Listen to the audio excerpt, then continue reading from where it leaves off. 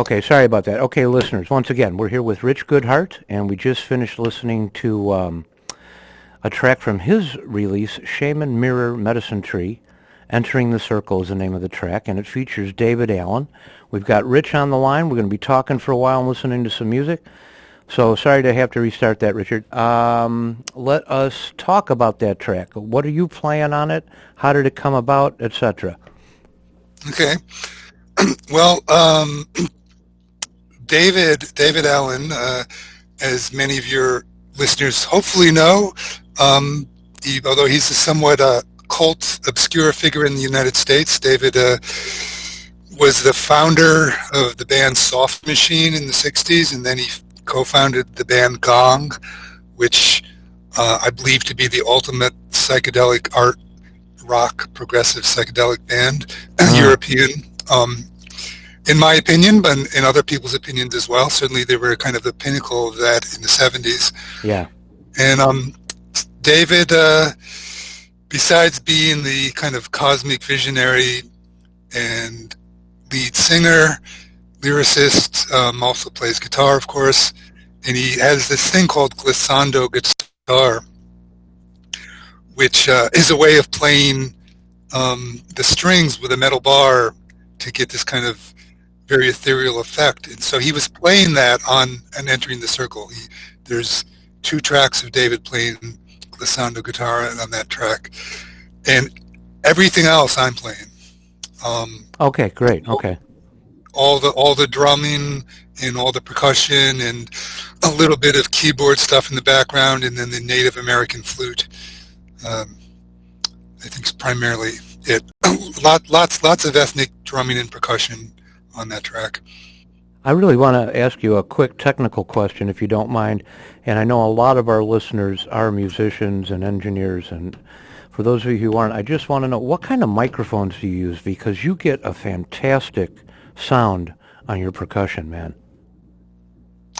Yeah, thank you. I primarily, I think when I was doing that album, for the last 4 albums that I've done, I've had a really nice Audio-Technica 4050 AT4050. It's a large diaphragm condenser mic, and now I also have an AKG 215, I think it is. There are 214, whatever. The famous AKG that's been around forever is like a 414, I believe, and this is that, except it's not omnidirectional. So I don't remember if I had that on the Shaman Mirror Medicine Tree album or not. It's probably, it's one of those mics, and was probably almost entirely the Audio-Technica. But on the newest album, Forest River Pathway, I'm using them. I use them both, and I probably use the AKG a little more. Just not that there was anything wrong with the Audio-Technica, but they sound different. You can hear on well, you can't hear, but you wouldn't know this, but on the new album there's some gong, like the very opening track on the new album is about 2 minutes of just gong, just solo gong, and I'm recording that in stereo with those 2 mics. If you isolated those mics, you would hear they sound very different. Both really good, and then it's a matter of taste. Yeah, it's just a great sound. You and I met through our mutual friend, David Duhig, and he was always, very complimentary about your production and as well as your playing and composition. But he was always really knocked out by your production work, and I am too, man. So let me just say that's really, it's really wonderful to hear. It's such a compliment, because I do all the engineering and all the, in my home studio in the basement, and I don't have a lot of expensive stuff, The Forest River Pathway album, the new one, was done, recorded onto a Tascam DP24, which is a 24-track Porta Studio, which you can buy for $499, shipping included, from Sweetwater. That was not meant as an advertisement. Wait a minute, I know this is college radio. That was not a paid advertisement. Oh no, that's cool. That's cool, man. We're just talking. But yeah. Actually, thank you for being aware of that. But okay, let's get to introducing our listeners to you, man. All right, so we go to richgoodhart.com, and the first thing we're going to see is the Musing Moon Mystery School. What is it? What's the Musing Moon Mystery School? Tell us about it, man. Oh my, I've never been asked to explain that before. Welcome to the Wizard. What was that? Oh, you just identification? Oh, no, I was just joking with you. Welcome to the Wizard, where unexpected questions will be asked. Okay, I'm prepared. It's a concept. It's just I needed a name to work under for the studio. You know, if you look at the credits on the albums, they're recorded at the Musing Moon Mystery School. It's a concept under which shamanic arts, meditation, qigong, sound healing, and the musical manifestations of that, you know, through the recorded music, occur in the Musing Moon Mystery School. So it's you know, it's not meant as a joke. It's meant in you know, the whole idea of mystery schools, you know, the long time historical schools for under which one studies the esoteric arts and practices them. Yeah, man. Hey, thanks for reminding me. I probably should have done this. You are listening to WZRD Chicago 88.3 FM, and we are speaking with Rich Goodhart. Your next event is the sound medicine thing that you're doing at the Omega Institute. That's in September the 25th through the 27th in Rhinebeck, New York. Can you tell us about that? This sounds really interesting. Yeah, I'd love to. And before I do, I'll just say that's my next big, you know, well, it's next big event. I do sound healing, shamanic sound medicine events much more regularly. I have ones, if you're in the upstate New York area, I have a couple of them coming up, one in April, one in May. Then I'll be teaching at Omega, and I'll be doing less publicized events at Omega. So there are things happening, you know, between now and then. You're in Woodstock or near Woodstock, correct? I'm up near Albany, New York. Actually, it's about I'm about an hour away from the center of town of Woodstock. Oh, okay. All right, cool. Yeah. But the workshop at Omega that you mentioned, the Sound Medicine Expansive, which is a weekend retreat workshop in the art and practice of sound healing. And it's, you know, sound healing, you find it in cultures all over the world. The use of sound as medicine, different forms of healing and medicine and meditation.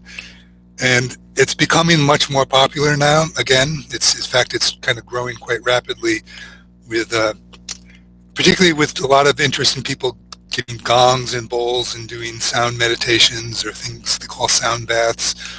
I come at it from, I think, well, I don't want to compare. You know, I can fall into comparing to what other people are doing, but I'll just say that I am coming at it from the angle of being a musician for over 40 years. So I'm bringing the art of music to it, to the sound medicine, which is also an ancient practice as well. You can see things that Confucius wrote about music and the art of it. And in fact, the cover of my Shaman Mirror Medicine Tree album, the artwork there's this kind of, in the middle, there's like a stick figure, almost looks like, who's holding up a couple of circular things. Yeah. And then there's these little three-pointed curves floating above his hands. That is actually a prototype pictogram in the Chinese language from around 1000 or so BC. And it's the symbol, the pictogram for medicine.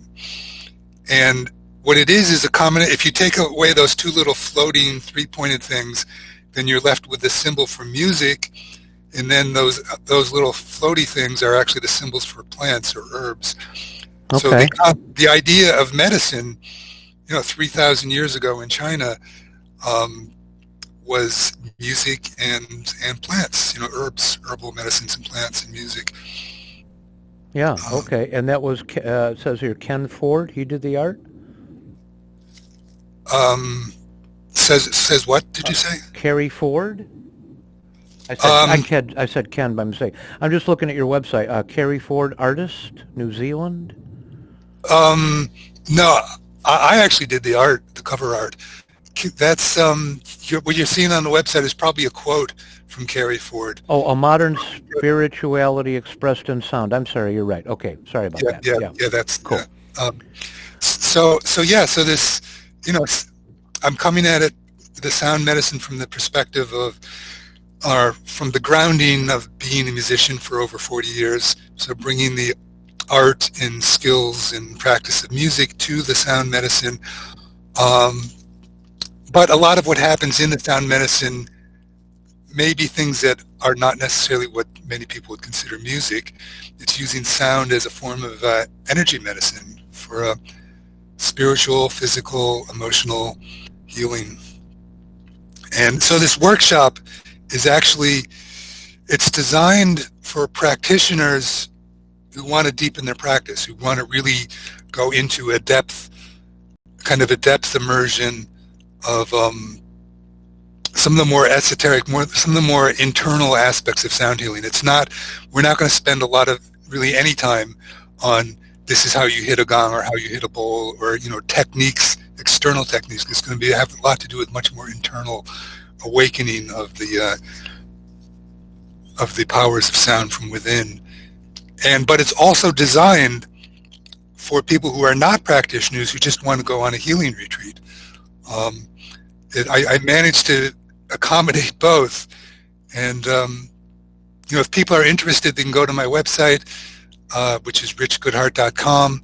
On that first page below the Musing Moon Mystery School, there's a large graphic for the workshop. You click on that, it'll have an further explanation, and there's also a page of testimonials from the participants from last year, so you can, instead of me spending more time trying to talk about how wonderful this is because it's mine and I'm leading it, you can just go and read what other people had to say about it. Awesome. Very cool. Aside from healing music, you bring up an interesting point.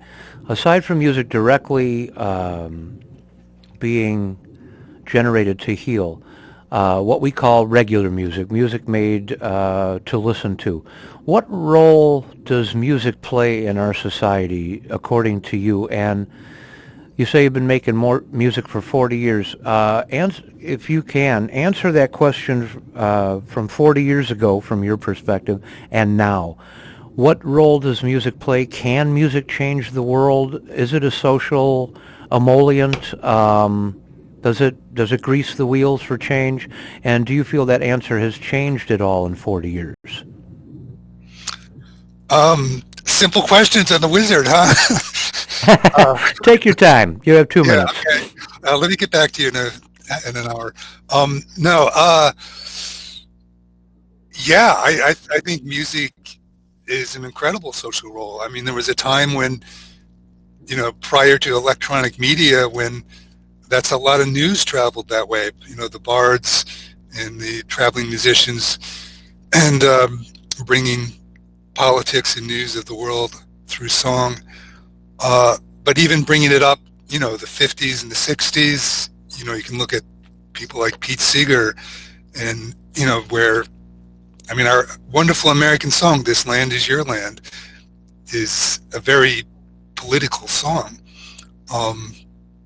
We learned, I remember as a kid in school, we would sing stuff like that some days. Nobody ever talked about that, the real political nature of the song. But certainly in the 60s, there was, it was a huge element for social change and social awareness and political, anti-war movement. I think that question is a resounding yes. And speaking of yes, the word yes, the name yes, the band yes. You said about to go back into 40 years or so of my perspective. Well, going back even a little further, when I really kind of became awakened to music, it was initially through the Beatles. I would say bands like Chicago, the Guess Who, and then in the very early 70s, I was still a kid, but tuned into Yes, the band Yes. Heard the song Roundabout on the radio when it was an airplay hit in 1971. And I didn't know what it was, but whenever I heard it come on the radio, I'm like, what is that? There was something in that music that was calling to me, some vibe. There was a vibe, an energy form in that music. And absolutely. And it was probably another year before I finally found the album, and I got the album. I was maybe 12 years old. And it was just incredible. It certainly changed my life, and it changed my awareness. And whereas certainly on that album it wasn't a really political album, it was a very spiritual album.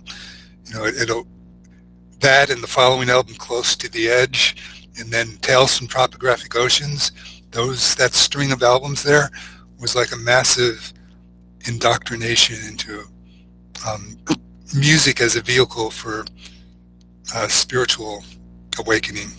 Absolutely. That mirrors my path too, because we're about the same age, and the Beatles and George Harrison opened it for me, but when I got to Yes, absolutely, I agree, man.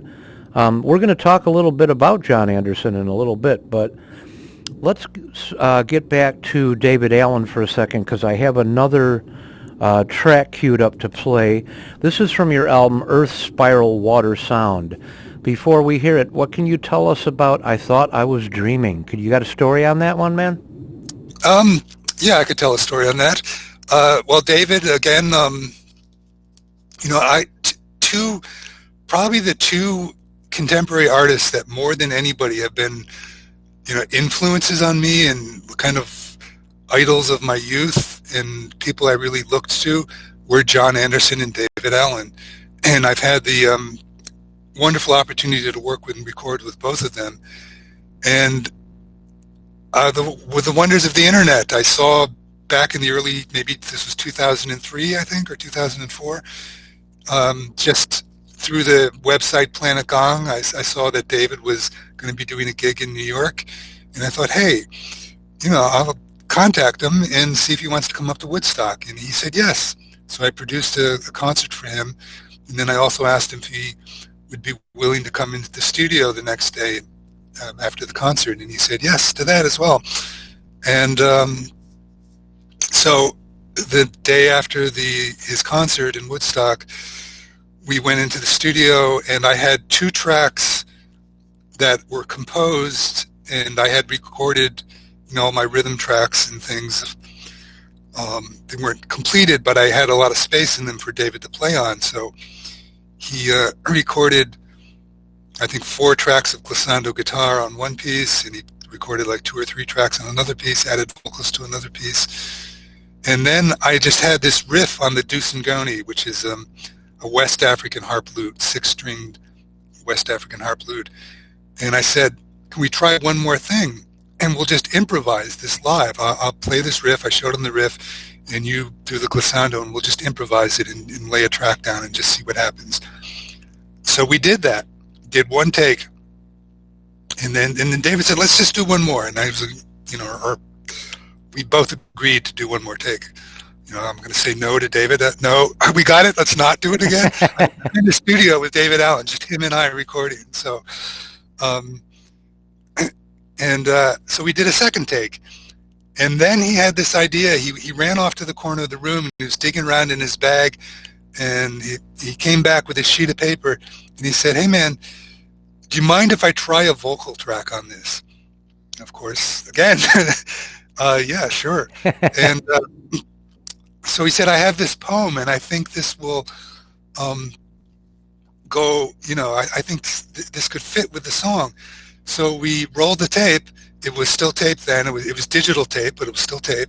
Rolled the tape, and he did one take of the vocal that you're going to hear. What you're going to hear, he didn't even listen to what we had done.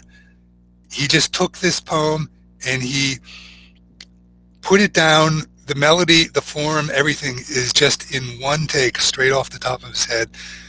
And I then, afterwards, I looked at the poem, the sheet of paper, and there was only like 1 or 1.5 lines from the poem that he actually sang. All the rest he made up on the spot. And I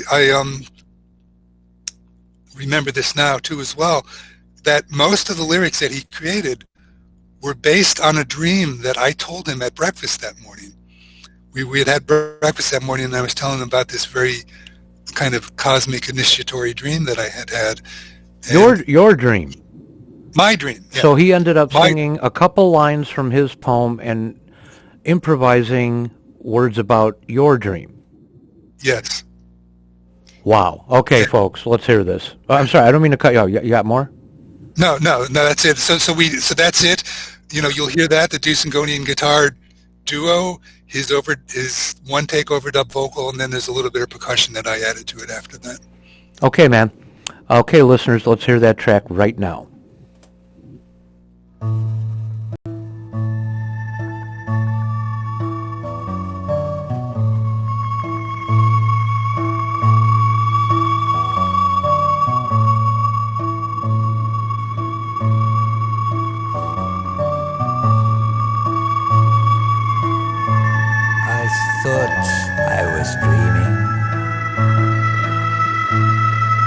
Thought 'twas a dream. I sat in the circle beneath those tall trees. The faces around me looked deep in my eyes. I opened my heart to them, much to my surprise.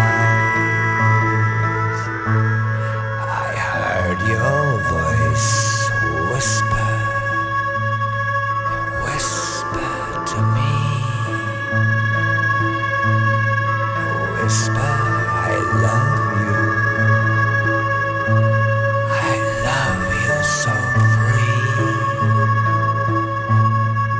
Whispered, I love you. Beneath those tall trees, in the circle of faces, feeling so free.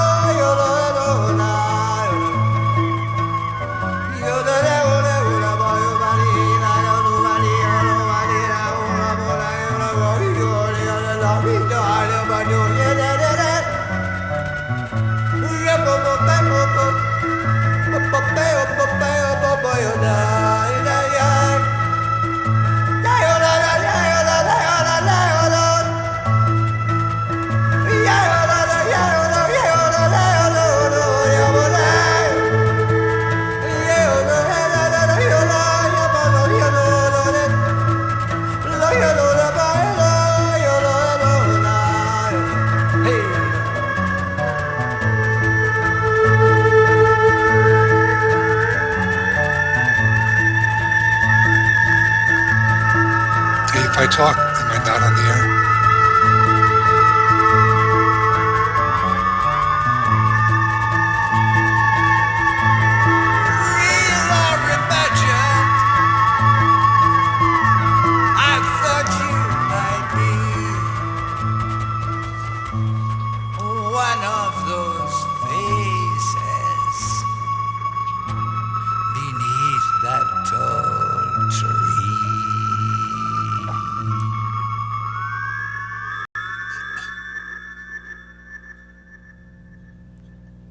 Now, I've got this all hooked up through the same thing, our phone conversation and the music we're listening to. So if you heard me coughing during that, I apologize, listeners. Man, I love it when David used to yodel. Yeah.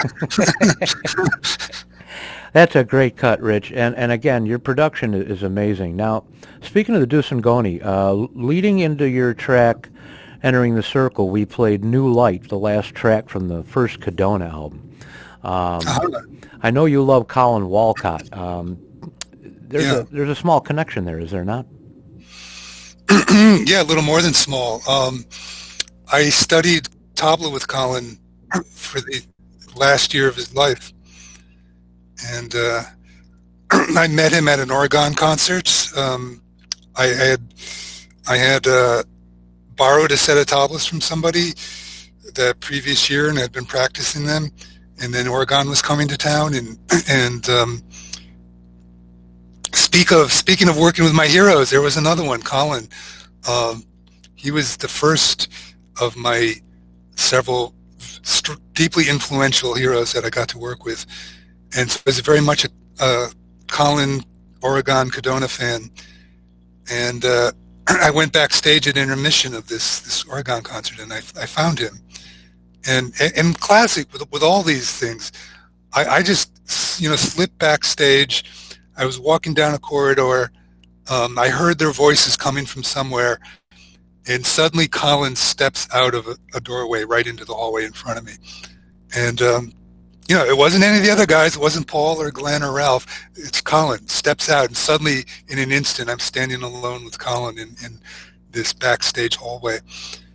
And I said something like, "Oh, I was just looking for you," and we talked, and I asked him if he knew of any tabla teachers in the area within 50 miles, and he thought for a moment, and he said, "I couldn't think of anybody, but I live out near Oneonta, in New York, upstate New York. It's about 75 miles or so from me." And he said, "I can't think of anybody, but I'll give you my number if you want." Whoa. Yeah, yet another case of, yeah, I guess so. If that's all you can do is come up with your own phone number, I guess I'll take it. And yeah, I studied tabla with him, hung out with him at his place in the country. I've continued, of course, he was very, very sadly killed in a car accident on the Autobahn in Germany in 1984. And about 1 year after I met him. And but I've continued to work with his wife plenty over the years, and right up through last year, and probably again this year. We've done different work together, and I go out to his house and perform in his barn.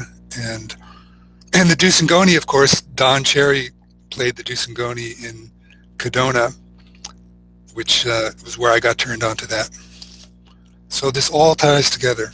It all ties together, man. That reminds me, you and I had a conversation a while ago, but I can't remember exactly the details, but wasn't there something about that live recording in Cooperstown? And how do you pronounce her name? Lanny? Yeah, Lanny Harrison. Was she looking to... Am I speaking out of school? Should I drop this? No, I'll say, yeah, there is the last solo concert that Collin did. I have that on tape, and we had been talking about putting that out, releasing it as a CD, and I did bring that up on Facebook some months ago, sometime last year, I guess. It's probably 6 months ago now. I don't remember exactly when. And there was some interest, and you're reminding me there's someone that I needed to get back to. I never got back to. I have dropped the ball, or I wouldn't say I've dropped the ball. The ball is still sitting on the shelf. Right. I think I remember, because I played a little bit. So I don't know where I found it. I downloaded it somewhere on the net many years ago. But I think there's tape speed problems, and hopefully there's a master, and I just don't remember our conversation. But so there has been no further word on that. Okay. No, it's really, I think it's up to me to like dig the stuff out and do something with it. And Okay, I'd like to go back a little bit, and I mean, I love talking about people's origins and not necessarily your first studies of music, but what are your earliest memories of music just plowing right into your soul and showing you your path? Well, I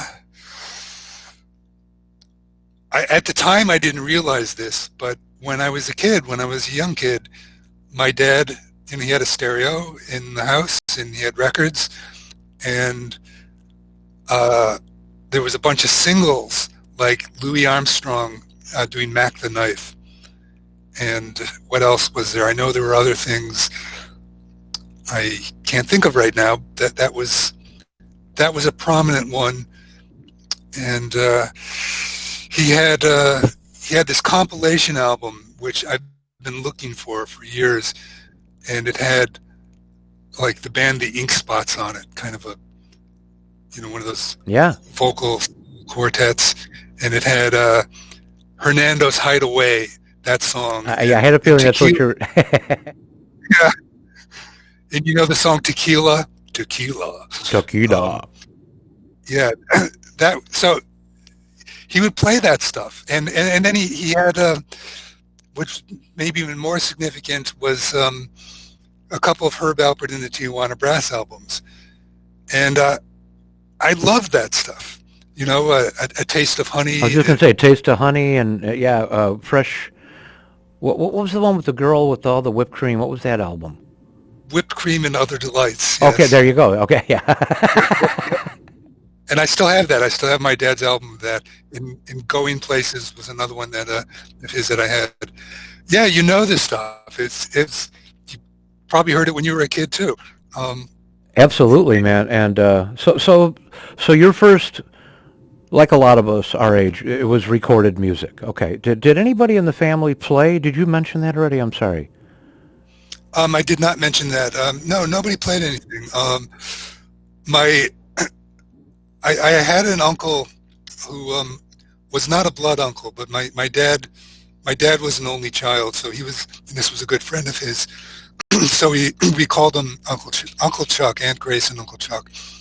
And Uncle Chuck was a piano player, and he played organ. He had a grand piano in his house. He also played electric piano. Had a Wurlitzer electric piano, and he would do, club gigs and wedding gigs and those kind of things. He also had a day job, but he was really into the music, and so that was also an influence. I mean, we would, around Christmas time, often we would go visit them, and every year for a while, and they had a camp at a lake, an hour or so from here where we lived. So in the summer times we'd go there at least once a summer to for a day or an overnight occasionally, and hang out at the lake. And he had a Wurlitzer, the classic Wurlitzer electric piano, up at the cabin at the camp. So I got into playing that and messing around with that, and he showed me a few things. You're going through my life history here. I don't forget entirely about this stuff, but I don't remember to mention them. And so, well, that's Uncle cool, Chuck, man. No, that's totally fine, man. We don't do pre-interviews or anything. We just start talking, man.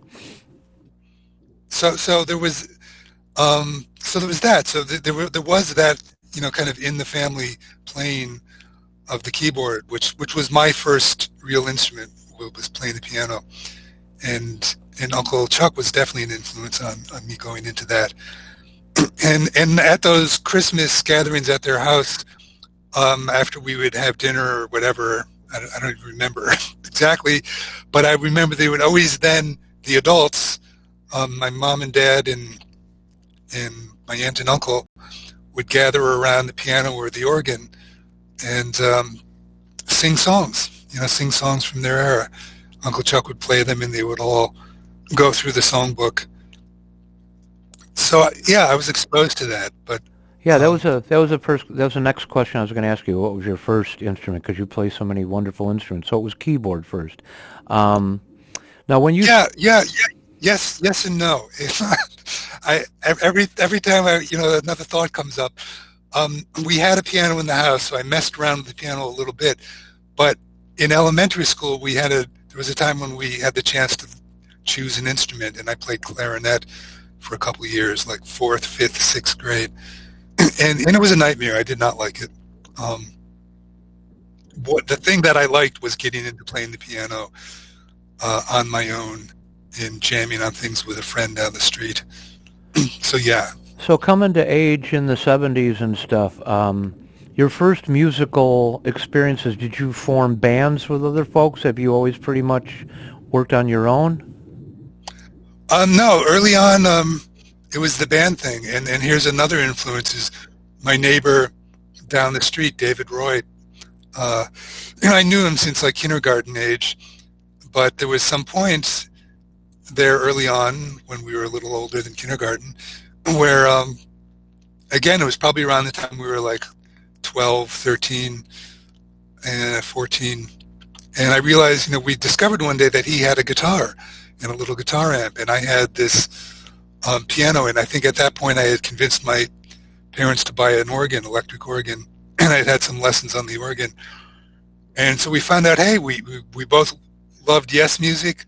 I had found the Fragile album, and I was over at his house, and he had recently just gotten the Close to the Edge album, which had just come out, and suddenly we were diehard Yes friends, and we started just learning stuff, learning riffs and things, and teaching ourselves riffs and playing just guitar and keyboard, playing the music together, and a lot of stuff.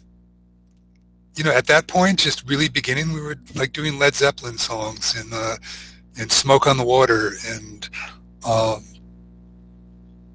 Black Sabbath.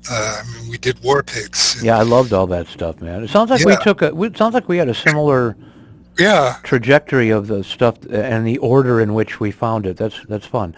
Well, I didn't want to spend too much time talking about all these great people you worked with. I want to make it about you, but since you just brought up Jon Anderson again, I got a track queued up from the Forest River Pathway album here. Spirit Grounding. Spirit Grounding. You got any backstory on this before we hear it, my friend? Well, I connected with Jon through the internet, and he had sent me some things to do some work on, and I added some percussion parts and arrangement stuff too. Okay, actually, back up, and that's an interesting story. That's one thing you and I were talking about the other day. How you met Jon, you're sending stuff to him. Take it from there, man. That's a great story. Well, he had put on his website that he was looking for people to collaborate with. He had a lot of different music. I have no idea what it's up to now, but Jon probably has like 30 albums worth of music that we will never hear, and we're lucky to hear some of it. He just, is so prolific. And so some years ago, he was put on his website that he was looking for people to collaborate with, and he wanted orchestral arranger type people. And I saw that, and I thought, well, I'm really not an orchestral guy, but on the Earth Spiral Water Sound album, there's one track that I have, which is, again, it's like most of my stuff is this sort of multicultural world music, but there's a keyboard solo over this kind of expansive world groove where I'm using an orchestral keyboard sound, and I'm doing kind of a very Rick Wakeman-like keyboard synth solo. And I thought, well, he's asking for a 1-minute MP3, so I took that solo and I edited it down to a 1-minute thing, and I sent it to him. And I just figured, see what happens. And I sent it to him, and a day later, the phone rings, and this voice comes on. Hey, Rich. Kind of high-pitched voice. I said, yes. Rich, it's Jon. And I'm like, okay, Jon who? Jon Anderson. Okay, I got to ask you, man, did you send him your number, or did he track it down? No, I sent it when I sent him the MP3. Okay, cool. That's what I figured. Okay. Yeah. I sent him the MP3 and the phone number. But Hey, yeah, Rich, it's John. yeah. So that started, this kind of random collaboration, and there are a number of tracks where I've recorded things for him, percussion arrangements mainly, world music percussion arrangements on things of his. And I don't think any of that's been released anywhere, not that I know of. Some of it may come out. There's, I've heard some really nice stuff that he has. It's amongst the vast quantities of music he has recorded. And but then there was I was working on my own stuff, and I came up with things that I thought, hey, this may be a great thing for John to sing on. And that's what Spirit Grounding is. It's something that I had the track, all the instrumental that you hear on it, I had, and I sent it to him, and he came up with the vocals, the lyrics, the vocals, the multi-part harmonies, etc. Is that the one where you sent it to him on a Sunday and then? No. Okay. The other one. Yeah. The other album. Well, yeah, that was. There's a 3 or 4 minute piece on the previous album called Good Love Coming, and I sent him that track at like I don't know, sometime during the day on a Sunday, and about 5 hours later I go back online and there's a message from John in my inbox, and he has sent it back with the vocals, the lyrics, and the multi-part vocals recorded, and that piece ended up on the previous album. Well, I got them both. I got them both here. Which one would you like me to play? I'll play Spirit Grounding. That's a more substantial piece. All right, that's the one we were just talking about, folks. This is from Rich's album Forest River Pathway, and this is Rich Goodhart with Jon Anderson, and the track is called Spirit Grounding.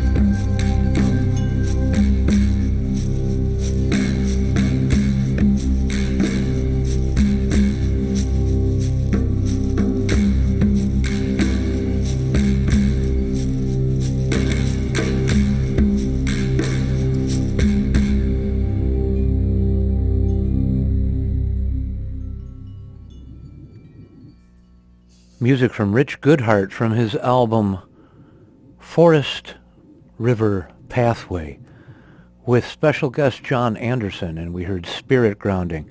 You know, once again, man, I've got to say I love not only the sound of your drumming, but how you drum. How can I say this? It doesn't sound like some American cat trying to emulate other cultures. Now, you said you studied tabla. Have you also studied frame drum, and have you studied other? Tell me about your studies, if any. Yeah, well, I studied tabla with Collin Walcott first, and then I went to the California Institute of the Arts for 2 years and studied tabla there with an Indian master, Taranath Rao, and studied various other world music drumming with, I did African Ghanaian drumming with the Led Sekpo brothers. So the A-way drumming of Africa, studied that rather intently, and worked with John Bergamo, who was on faculty at Cal Arts then. John had a long career playing with many people, did some work with Zappa, among others. So yeah, John had his own frame drum techniques, and then I studied with Glenn Velez, who's maybe one of the more well-known American frame drum masters, so I studied with him, and my good friend Mark Nassif was there at the time, and I got some from him as well. So, yeah. Wow, that's amazing. And on that track, the one we just heard, it actually began, there was a musician I was working with at the time, David Maseka, and he was over here at my studio one day, and we decided to just record some frame drum duets. So that one was, I had a rhythm, a very simple rhythm, but I just started the rhythm, and then David added a second part, and we just played it for, 6 or 7 minutes of playing the rhythm together. And then we did a couple more where he started the rhythm, but those are not with this piece. It was that first one that I started the rhythm, and he played with it. We just improvised for several minutes. And then that just sat in the files for 6 months to a year or so.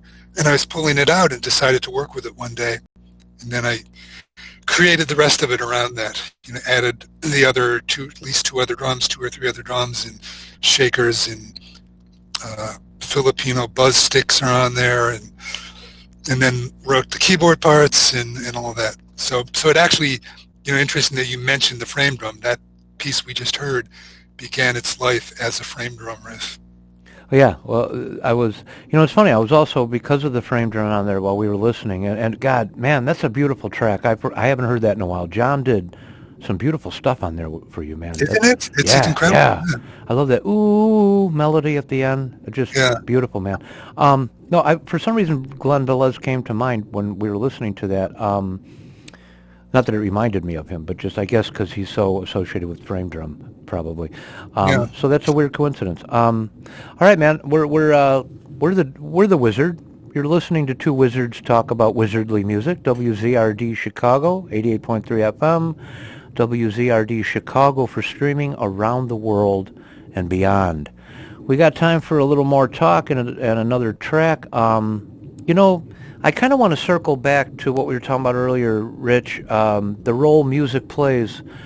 Now that we've talked a little more, and I realize we've had such a similar background, when we were younger, and for you younger listeners, I know this is, like two old guys talking, but when you would get a vinyl LP in your hand and look at the cover, et cetera, the connection, the visceral connection, the tactile connection that was made with the music. On that level, do you have any thoughts? I don't mean to put you on the spot, but to speak to how music makes that connection with people now, not through live performance, because luckily, we still have live performance, but the recorded world. When we go to your beautifully designed website, and maybe people who hear music that don't buy the physical product, you got any thoughts about how the connections between artist and listener in the world of recording music today? Yeah, I have my thoughts, and they're not the most inspiring thoughts, and That's okay. I'm gonna sound like some old person who's not embraced technology and changes. That's all right. Your music is inspiring. You don't have to be. Yeah, good. Thank you. So I'll be very uninspiring here for a minute, but I'm glad to answer the question. Yeah, I loved the albums. I mean, that was just such a thing, and you would open it up, and particularly in the '70s, when that was the '70s were the time for the album, because that's when, you know, it was really started to be taken as the whole thing became taken as an art form. You know, the package was designed, you'd have gatefold covers, you'd have inserts, and it would all be designed as one collective art piece, and the liner notes may have significance. You know, the layout, the way the lyrics were laid out, and there may be other things to discover, you know, in some little corner of the packaging somewhere. So you'd want to read every word, and it was the smell of the vinyl too. You know, the fresh smell when you'd open a new record. It was all part of it. It was this kind of immersion, and I adapted okay to CDs. You know, so everything was shrunk down, and it didn't smell the same, but you could still put, you know, a thought and care into the whole packaging, and you could still make it an event, you know. And I try to do that with my albums, particularly these last three that you have there. You know, there's a couple of them have poems written in them. The liner notes are meaningful, hopefully, and so I really love that.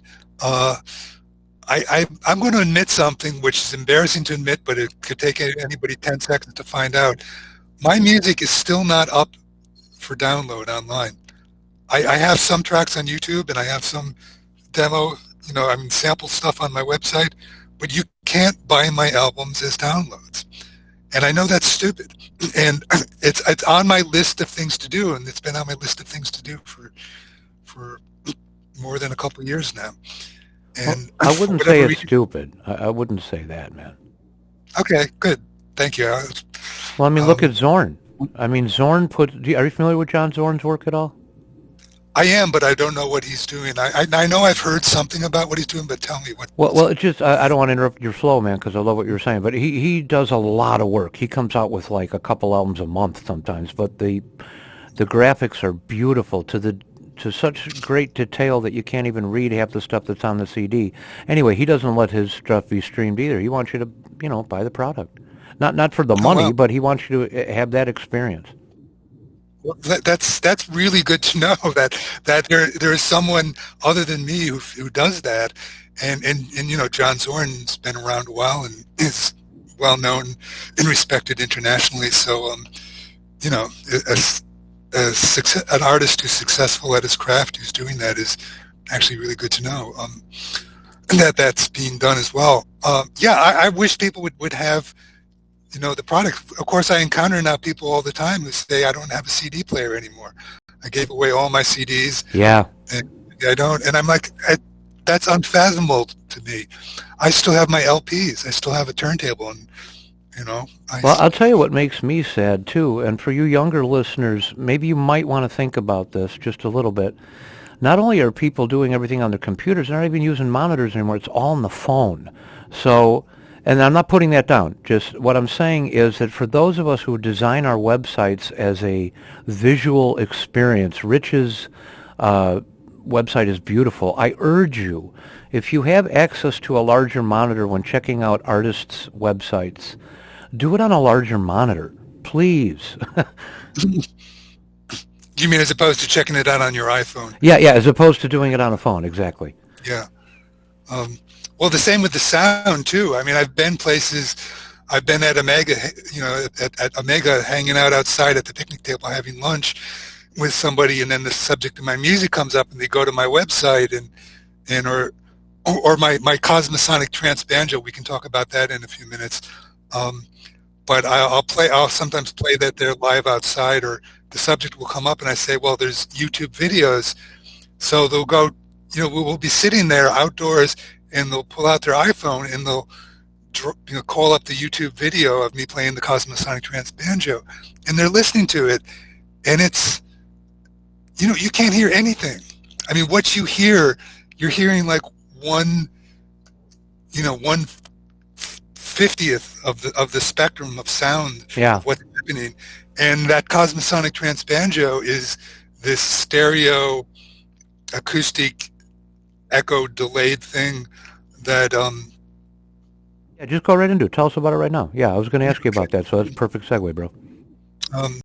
What were we talking about before that, though? Well, we were just talking about the connection between music, and I think you had kind of, told us, I was asking you about today's connection without the physical being the way it was, and then...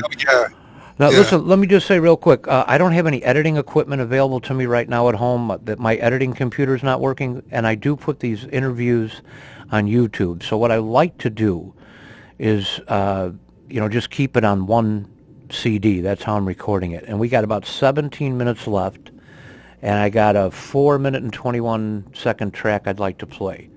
So, I definitely want to segue into the banjo. Okay.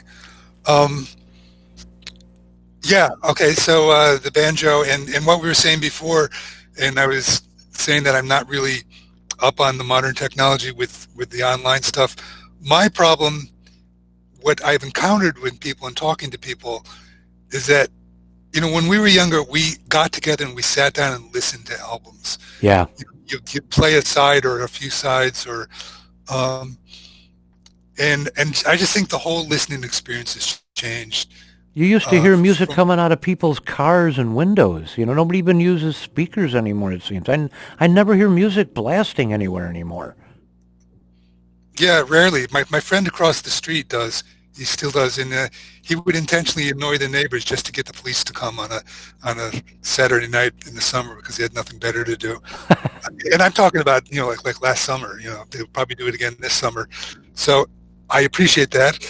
He'll blast the Grateful Dead and the Rolling Stones. Anyways, we were segueing into Banjo Land. The Cosmosonic Trance banjo. Yes, the Cosmosonic Trance banjo does appear on the Forest River Pathway album. There's several tracks of that, but you can also go to YouTube. I got a YouTube channel, and I think there's probably four videos of me performing live on the Cosmosonic Trance banjo. And that's a banjo that is connected as two 8 to 10 foot long springs that are connected to the bridge of the banjo, and on the other end they connect to the center of frame drums that are mounted on tripods. And you'll see all this.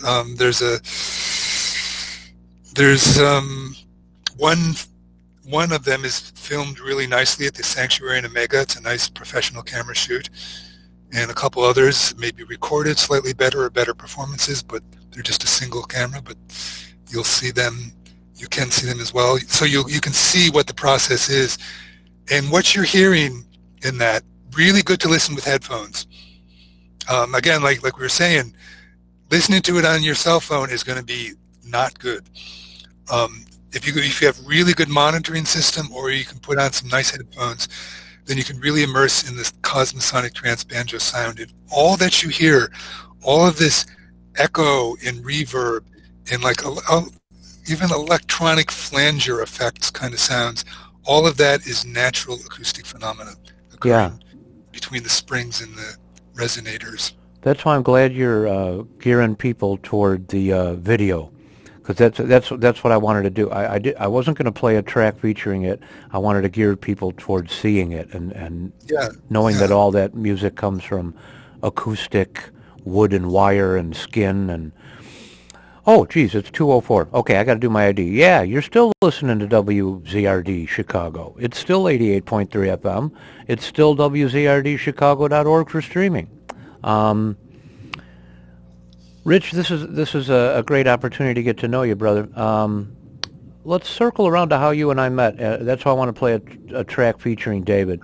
David Duhig, for those of you who don't know, is one of the most frenetic energetic lead guitarists you're ever going to hear. You'll find music by him on his brother's band's recordings, Jade Warrior. You'll also find it on his project called Dog Star Poets with Jade Warrior singer Glenn Habbard. How did you meet David? And the track we're leading up to is Joyous Renewal. Yes, and Joyce, I was thinking about that, thinking maybe we'd play that. I just want to say about that track, and I'll get to the David connection. It's probably the most rock-oriented track on the album, on the Forest River Pathway album. It ends the first side. Both Forest River Pathway and Shaman Mirror Medicine Tree are double CDs, so I consider them sides, like very long album sides. On those albums, I want to say, particularly Forest River Pathway, and particularly the second side, there's a lot of very deeply meditational cosmosonic banjo, Himalayan bowl meditations, chant. There's a very wide range that's covered. And this track with David that ends side one is the very upbeat dance track, kind of dance track called Joyous Renewal. I don't know if he just named it or not. And that is a piece that began as banjo. It's not the cosmosonic banjo, it's just straight banjo. That starts, you'll hear it. It's just a trance riff, repetitive riff that I'm playing on the banjo. And then all these other instruments come in, and then David plays guitar on it, does some wonderful multiple guitar parts on it. And I was thinking about that before. We met again through the internet, but I'm not sure how. It had something to do with Planet Gong. Gong being that psychedelic art rock band that David Allen founded. And there's a website, planetgong.co.uk, which covers all things Gong in the vast universe of Gong related. Oh, I wonder, was it possibly, there's a connection between Gong and Jade Warrior. Dave Sturt, could that be it? Well, never mind. I just wondered. Okay. I don't know. It somehow, there was a conversation probably on the Planet Gong forum. There's a forum there. I feel like David Duhig contacted me. Maybe he heard my stuff, because my stuff was being, those two albums that were done with David were sold through Planet Gong for a while. So I became known in the Gong universe through that. And I think that's somehow David contacted me, and okay. And he may have offered. He said, "Hey, if you're working on anything, you need guitar." And then I was like, "Hey, it's David Duhig. I know this guy from the Jade Warrior albums." Again, to tie this stuff around and all these circles going around in circles. Jade Warrior was probably next to Oregon, the other band in the 70s that I heard and combined all of these amazing world music elements. Me too. Those same two bands. Yeah. Yeah. Isn't it incredible? And for me, Jade Warrior put gongs and bells and chimes at the forefront of my mind. No one had done that yet, like they had. Yeah. And they, Oregon was much more of a pastoral acoustic, technically jazz band, but I never thought of them as jazz.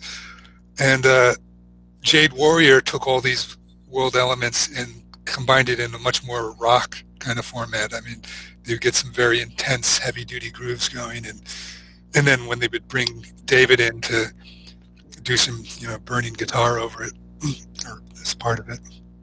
Yeah, man. Well, listen, this went so quick. You are definitely going to have to come on the show again, man. Just real quick, when's the next time we can expect another recording? Maybe that would be a great time to have you on again. I don't know. I really can't say. It's the realities of doing a recording in the contemporary world. Yeah, I know, man. So I've done 7 albums and CDs. 2 of them are double, so that's 9 CDs worth of music that I've put out. And I think about it now and then, and right now I don't know how that's going to fit into the picture. Well, listen, we've got to talk about getting you here to Chicago as well for a performance of some kind. So, Rich Goodhart, you've been listening to us talk to him for the last little more than an hour. I feel like we didn't even begin scratching the surface of your worlds, my friend. But we're going to close out now with a song that we've been talking about, featuring Rich on what instruments? What are you doing on here? Okay. Well, and I want to just fit into a last comment here. We probably scratched the surface at least. A few scratches did it. But I want to repeat that workshop at the Omega Institute. Oh, yeah, please. Coming up September 25th, 27th. It's a weekend workshop called Sound Medicine Expansive. And you can find out more at my website, which is richgoodhart.com, RichGoodhart.com. You'll find right on the front page, there's a link there to a page about the workshop, and you can register. Registering is available now online, and descriptions of it and testimonials from people who've taken it. If you're into sound healing, sound as a form of energy medicine, both as a practitioner or as just someone who wants to come and immerse in a weekend of sound medicine, check that out. Love to have you come and experience. And I'll be performing. I'll be doing my live stuff as part of it. So you'll be getting a lot of live, in-person, intimate performance stuff with the sound and music. I want to thank you, Brian, for having me on your show. I really appreciate it, and yeah, I'd love to be on again sometime. Oh, it's my honor that you're on here, brother. Yeah, well, good, thank you. So this track, Joyous Renewal, is David Duhig playing, I think, 3 tracks of guitar. One of them is with EBow, so there's that very melodic EBow guitar playing, and then 2 other grooving tracks of guitar. And I'm doing everything else. It started out as a banjo riff, a trance banjo riff, and then I bring in various layers of percussion and some keyboards. There's some organ on there. Harkens back to my early days of playing rock keyboard organ. Kind of comes through on that a little bit. And it's just a really nice kind of danceable, joyous, upbeat way to end the album. And to end this segment of your show. Yeah, I was just going to say, it's a great way to end. Well, listen, man, thank you so much, Rich. I'll communicate with you again during the week. I hope this was cool for you. Oh, very much, yes. All right, buddy, we'll say goodbye, and I'll let you know when this is up on YouTube so you can put a link on your website. And much love to you, my brother. Keep doing what you're doing. I know it's hard to be an independent musician. It can be very overwhelming, but, you're a warrior, so please continue, my brother. Cool. Thank you. I really appreciate that. All right, man. We'll talk soon. Okay. Bye-bye. Okay, man. Rich Goodhart right here on WZRD Chicago. And let's get right to that track we're talking about with Rich and David Duhig from the album Forest River Pathway. This is Joyous Renewal.